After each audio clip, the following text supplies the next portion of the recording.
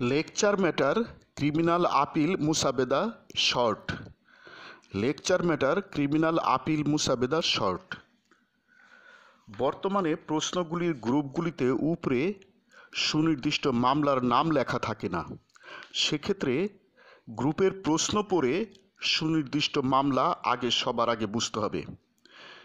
এরপরে মামলার কিওয়ার্ডগুলি দেখে যদি বাংলা অর্থ করতে পারেন সেটা ভালো, আর যদি বাংলা অর্থ ইংলিশ কম বুঝেন, বাংলা অর্থ করতে না পারেন, সেক্ষেত্রে আপনারা প্রশ্নের কিওয়ার্ড দেখেই সুনির্দিষ্ট মামলার নাম বোঝা যায়। আর এরপরে প্রশ্নের কিওয়ার্ড দেখে আপনারা মামলার পার্টিগুলো নির্ণয় করতে পারবেন। আর মামলার নাম বুঝলে এবং মামলার পার্টিগুলি বুঝলে, আগে তো আপনাদের কিছু ড্রাফট মুখস্থ করাই আছে, ওই ড্রাফটটাই এই প্রশ্ন অনুযায়ী সামান্য একটু চেঞ্জ করে দিলেই পরিপূর্ণভাবে আপনাদের মামলাটা লেখা হয়ে যাবে। এখন আমরা 2007, 2016 এবং 2011-তে হাইকোর্ট পারমিশন পরীক্ষায় প্রশ্ন এসেছিল, ওই প্রশ্নটা আমরা আগে স্টাডি করি। Arfan, a young man of 17 years, has been convicted by the learned নারী ও শিশু নির্যাতন দমন tribunal on Kumilla by the impugned judgment and order dated 3/4/2007 on a charge of rape on Rohima, a school girl of 16 years. Arfan was sentenced to suffer rigorous imprisonment for life and to pay a fine of Taka 5,000 in default to suffer rigorous imprisonment for a further period of 1 year. The occurrence took place at dead hours of night, as a result of which none witnesses the occurrence. The FIR was lost after 2 days of the occurrence without any convincing explanation. The learned tribunal based his decision on the uncorroborated solitary testimony of victim Rohima. এই হলো মামলাটা। এটা 2007 এবং 2016-তে এসেছিল, এবং 2011-তে একই ধরনের একটা কোশ্চেন এসেছিল। Arfan was convicted by the নারী ও শিশু নির্যাতন দমন tribunal on Kumilla by the impugned judgment and order dated 3/7/2011 on a charge of rape of Rohima, a girl of 18 years. Arfan was sentenced to suffer imprisonment for life and pay a fine of Taka 5,000 in default to suffer rigorous imprisonment for a further period of 1 year. The occurrence took place at dead of night. The FIR was lost after one day of the occurrence without any convincing explanation. The tribunal based its decision on the uncorroborated solitary testimony of Rohima. এই যে হলো কোশ্চেনটা, এই question থেকে বোঝা যায় যে এইটা হলো একটা ক্রিমিনাল আপিল। এটা ক্রিমিনাল আপিল মোসাবেদা করতে হবে। আর এখানে দেখা যায় যে আরফান হইল অ্যাকিউজড, আরফান হইল আসামি, আর রহিমা হইল ভিকটিম, আরফান হইল আসামি। আর এখানে আরেকটা বিষয়, এখানে আমরা যখন হাইকোর্টের মামলা ক্রিমিনাল আপিল ড্রাফট করব, সেক্ষেত্রে আরফানকে আমরা কনভিক্ট অ্যাপিলেন্ট হিসাবে ফার্স্টে লিখব, তারপর ভার্সাস হিসাবে 1 দিয়ে দ্য স্টেট লিখব রেসপন্ডেন্ট। অ্যাপিলেন্টের বিপরীত হইল রেসপন্ডেন্ট ক্রিমিনাল আপিলের ক্ষেত্রে। আর অনেকেই আপনারা ইংলিশ একেবারেই বুঝেন না, অনেকেই আপনারা শর্ট ক্রিমিনাল আপিল আমাদের কাছে চান। এই জন্য আজ আমরা একটা শর্ট ক্রিমিনাল আপিল মোসাবেদা করব প্রশ্ন দেখে। সেক্ষেত্রে শর্ট ক্রিমিনাল আপিল মোসাবেদা এখন আমরা করি। উত্তরপত্রে এইভাবে লিখবেন, ক্যাপিটাল লেটারে মার্জিন থেকে answer to the question number underline capital letter. এরপরে ডিস্ট্রিক্ট লিখবেন আন্ডারলাইন ক্যাপিটাল লেটার। আর ডিস্ট্রিক্ট থাকলে, প্রশ্ন যদি ডিস্ট্রিক্ট থাকে ডিস্ট্রিক্টের নামটা দিবেন, না থাকলে দিবেন না। এরপরে আপনি লিখবেন এক লাইনে in the supreme court of Bangladesh capital letter, মাঝখান থেকে high court division capital letter, criminal appellate jurisdiction first ব্র্যাকেটের ভিতরে capital letter, criminal appeal number dot dot of dot dot. এইটা প্রশ্ন দেখে আপনারা সাল বসাবেন এবং কাল্পনিক একটা মামলার নাম্বার এখানে বসাই দিবেন। In the matter of capital letter, এরপর লিখবেন ওই মামলার ধারাটা, যেহেতু নারী শিশু নির্যাতন দমন আইন 2000 অ্যাজ অ্যামেন্ডেড 2025 এর এই ধারার মামলা, সুতরাং এখানে 28 ধারায় ক্রিমিনাল আপিলটা করতে হবে। এটা যেহেতু বিশেষ আইন, তাহলে ওই আইনের অধীনে 28 ধারায় ক্রিমিনাল আপিলটা করতে হবে, সেক্ষেত্রে এইভাবে লিখতে হবে। নিম্ন আদালতে যেমন আমরা ধারাটা লিখি, এখানে একটু ভিন্ন, এখানে এইভাবে ধারাটা লিখতে হবে। অ্যান আপিল আন্ডার সেকশনের এসটা ক্যাপিটাল লেটার 28 অফ দ্য নারী ও শিশু নির্যাতন দমন আইন 2000 ফার্স্ট ব্র্যাকেটের ভিতরে অ্যাজ অ্যামেন্ডেড 2025। এরপরে অ্যান্ড দিয়ে in the matter of capital letter underline, এরপরে লিখবেন Arfan son of dot dot and dot dot of village dot dot police station dot dot post office dot dot district dot dot. এগুলো আপনারা fill up করে দিবেন।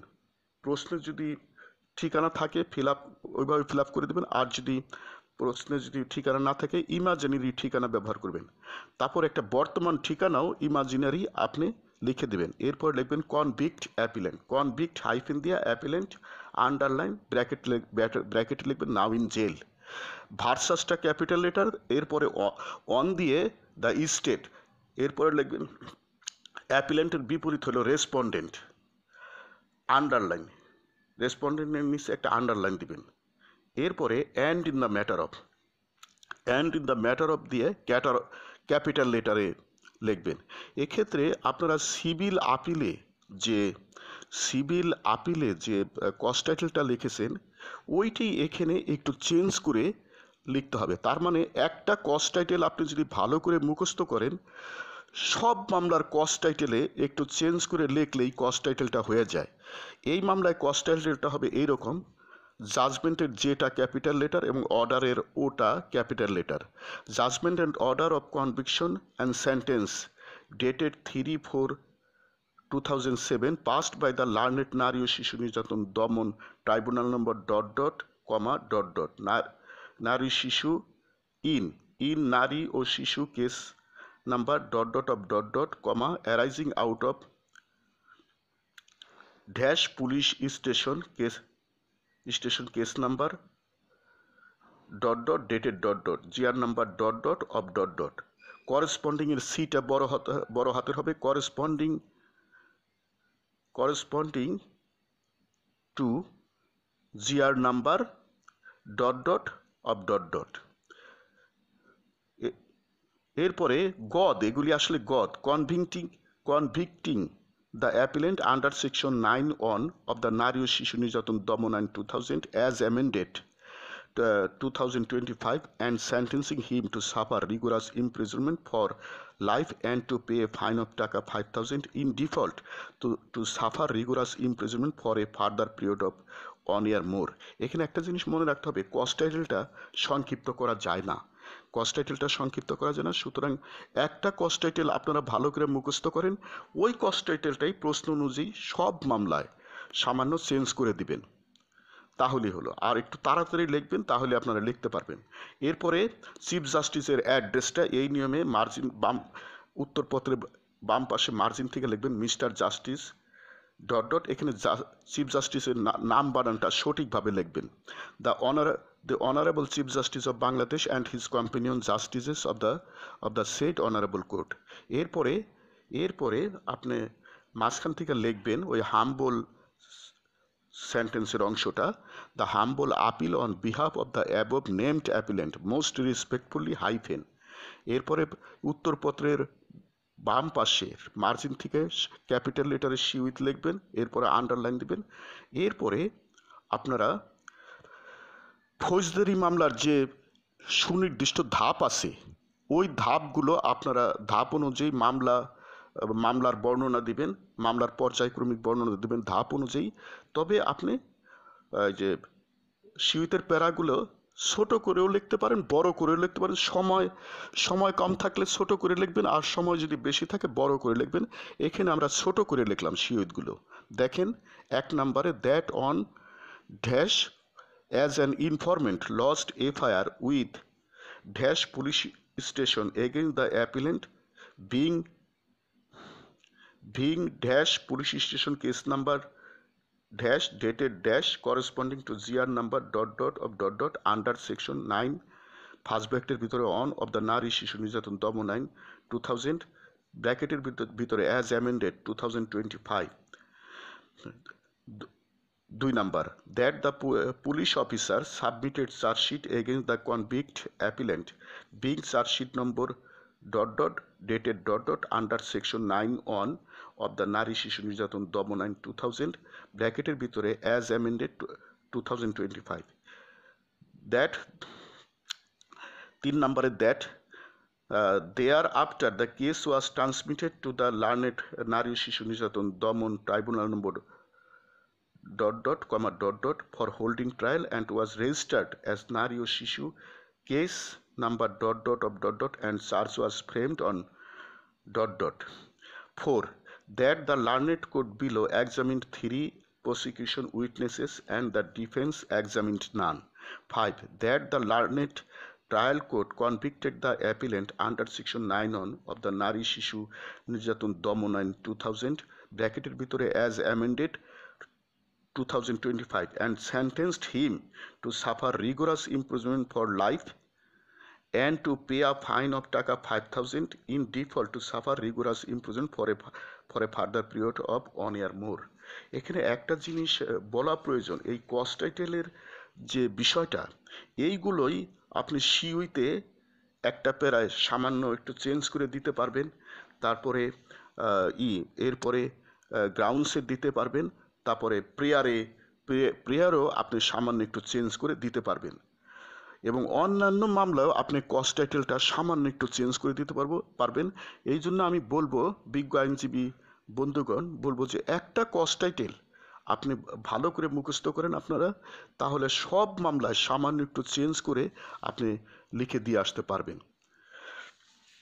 এরপরে 6 that being aggrieved by and dissatisfied with the impugned judgment and order of conviction and sentence the convict appellant begs to move this appeal before your lordships on the following amongst other hyphen grounds। এখানে লর্ডশিপের এলটা বড় হাতের হবে। এরপরে মাঝখানে আদার hyphen দিয়ে grounds, মাঝখানে গ্রাউন্ডসটা নেবেন, ground শব্দটা, আর গ্রাউন্ডস পুরো শব্দটাই ক্যাপিটাল লেটার হবে এবং আন্ডারলাইন। আর গ্রাউন্ডসের সিরিয়াল নাম্বারগুলো রোমান সংখ্যায় হবে এবং উত্তরপত্রের একের বাম মার্জিন থেকে হবে, এবং প্রত্যেকটা প্রত্যেকটা গ্রাউন্ডসে ফর দ্যাট হবে। আর আরেকটা ব্যাপার যে একটা বড় গ্রাউন্ডসের এক একটা কিওয়ার্ড ব্যবহার করে, একটা বড় গ্রাউন্ডসের এক একটা কিওয়ার্ড ব্যবহার করে আপনারা ছোট এক একটা গ্রাউন্ডস লিখতে পারবেন। এই জন্য বাসায় আপনারা ছোট ড্রাফট প্র্যাকটিস করার জন্য, বাসায় ছোট ড্রাফট আয়ত্ত করার জন্য বাসায় আপনারা প্রচুর মডেল টেস্ট দিবেন। Practice makes a man perfect, এটা সত্য কথা। তাহলে আমরা গ্রাউন্ডসের রোমান অন দিয়ে লিখি for that the judgment and order is bad in law and in facts and circumstances and as such the same is liable to be set aside। Roman 2 দিয়ে লিখি for that the judgment and order is out of jurisdiction, improper, unjust, and as such the impugned judgment and order of conviction is liable to be set aside। Roman 3 for that convict appellant is wholly innocent and has been falsely implicated in the case out of previous enmity, and as such the impugned judgment and order of conviction is liable to be set aside। Roman 4. For that the learned trial court below most arbitrarily convicted the appellant as such, the impugned judgment and order of conviction is liable to be set aside. Roman 5. For that the FIR did not disclose any offence of section 9(1) of the নারী ও শিশু নির্যাতন দমন আইন 2000 first ব্র্যাকেটের ভিতরে as amended 2025, thus the judgment and order is liable to be set aside.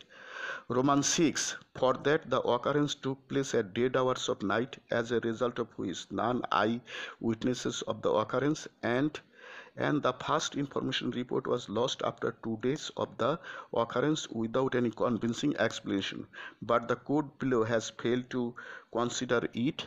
As such, the impugned judgment and order of conviction is liable to be set aside. এখানে একটা জিনিস বলা দরকার, আপনারা প্রশ্ন থেকেই বুঝে বুঝে সীমিত লিখবেন এবং প্রশ্ন থেকেই বুঝে বুঝে গ্রাউন্ডস লিখবেন। আপনাদের তো হাইকোর্ট পারমিশন পরীক্ষায় ফার্স্ট হওয়ার দরকার নেই, শুধু 5 নাম্বার পেলেই তো হয়। সুতরাং 5 নম্বর পাওয়ার জন্য বেশি পড়াশোনার দরকার হয় না। আপনি প্রশ্ন থেকেই বুঝে বুঝে পার্টির অ্যাড্রেসগুলি লেখেন, প্রশ্ন থেকেই বুঝে বুঝে আপনি সিউইথগুলি লেখেন, প্রশ্ন থেকেই বুঝে বুঝে আপনি গ্রাউন্ডসগুলি লেখেন। তারপরে একটা প্রেয়ার আপনি মুখস্থ করেন, ওই প্রেয়ারটাই সব মামলায় আপনি সামান্য একটু চেঞ্জ করে লিখে দিলে আপনি মিনিমাম 5 নাম্বারটা পাবেন, তাহলেই তো যথেষ্ট।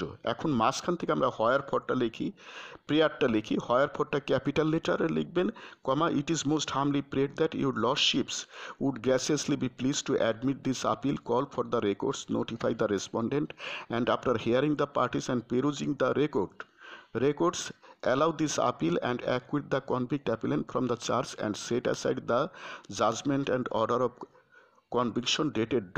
passed by the learned Nari Shishu Nirjatan Daman Tribunal ... in Nari Shishu case number ... arising out of dash police station case number dated ... corresponding to GR number ... of ... convicting the appellant under section 9 first ব্র্যাকেটের ভিতরে 1 of the নারী শিশু নির্যাতন দমন আইন 2000 first ব্র্যাকেটের ভিতরে as amended 2025 and oblique or pass such other or further order or orders as to your lordship may deem fit and proper. মাঝখানে অ্যান্ড ক্যাপিটাল লেটার, এরপরে লিখবেন মাঝখান থেকে pending hearing of the appeal your lordship may further be pleased to stay realisation of fine. এরপরে and capital letter দিয়ে মাঝখান থেকে লিখবেন pending hearing of the appeal your lordship may further be pleased to enlarge the convict appellant on ad interim bail. এরপরে উত্তরপত্রের বাম পাশের margin থেকে লিখবেন and for this act of kindness your humble অ্যাপিল্যান্ট as in duty and for this act of kindness your humble appellant as in duty bound shall ever pray. এখানে একটা জিনিস মনে রাখবেন যে এই যে আমরা অনেক জায়গায় ডট ব্যবহার করছি, সেক্ষেত্রে আপনারা প্রশ্ন দেখে এই ডট বা ড্যাশের জায়গাগুলো প্রশ্ন দেখে আপনারা ফিল আপ করবেন, এই জায়গাগুলো যেন ভুল না হয়। আর একটা বিষয় আপনাদের বলা খুবই দরকার, যে সেটা হলো বলা খুবই দরকার যে হাইকোর্ট পারমিশন পাশ করা উকালতি জীবনের সর্বোচ্চ প্রফেশনাল ডিগ্রি। হাইকোর্ট পারমিশন পরীক্ষায় পাশ করা উকালতি জীবনের সর্বোচ্চ প্রফেশনাল ডিগ্রি। সুতরাং আপনারা এইটা কি 7 দিনের প্রস্তুতিতে পাশ করা যাবে আর 1 মাসের প্রস্তুতিতে পাশ করা যাবে? আপনি শর্ট একটা ড্রাফটই লেখেন, এইটার জন্য তো প্রচুর প্র্যাকটিস করা লাগবে, বাসায় প্রচুর মডেল টেস্ট দেওয়া লাগবে। যখন আপনি প্রচুর মডেল টেস্ট দেবেন তখন প্রশ্ন দেখেই আপনি শর্ট করে ড্রাফট লিখতে পারবেন, উত্তর লিখতে পারবেন। আর যে জিনিস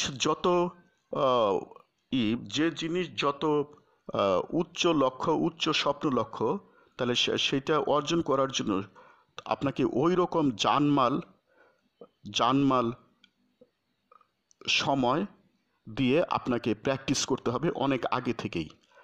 আর এই জন্য আপনার শরীরের ভিতরেও প্রচুর বাধা থাকবে এবং আমাদের দেহের বাইরেও প্রচুর বাধা থাকবে। এই বাধাগুলো পেরিয়ে নানান রকমের বাধা থাকবে। এই বাধাগুলো পেরিয়েই আমাদের উচ্চ লক্ষ্য এবং স্বপ্ন বাস্তবায়ন করতে হয়, উচ্চ স্বপ্ন লক্ষ্য বাস্তবায়ন করতে হয়। আরেকটা ব্যাপার, যে কোনো কাজের মূলনীতি হলো কাজটা যত টুকরো করে করতে পারেন তত আপনাদের কাজটা সহজ হবে। যেমন ছোট ছোট বালুকণা বিন্দু বিন্দু জল গড়ে তুলে মহাদেশ সাগর অতল। তারপরে একটা উট কি একবারে খাওয়া যায়? টুকরো টুকরো করে অনেক অনেক উটই খেয়ে ফেলা যায়। আরেকটা ব্যাপার, একটা কবিতার কথা বলি। আহ, যেমন একটা কবিতা আছে পারিব না, একটা কবিতা লিখেছেন কালীপ্রসন্ন ঘোষ। কবিতাটা এরকম: পারিব না বলে মুখ করিও না ভার, একবার না পারিলে দেখো শতবার।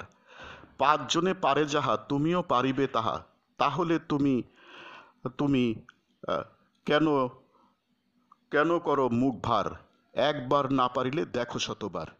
এগুলো কবিতা না, এগুলো কাজের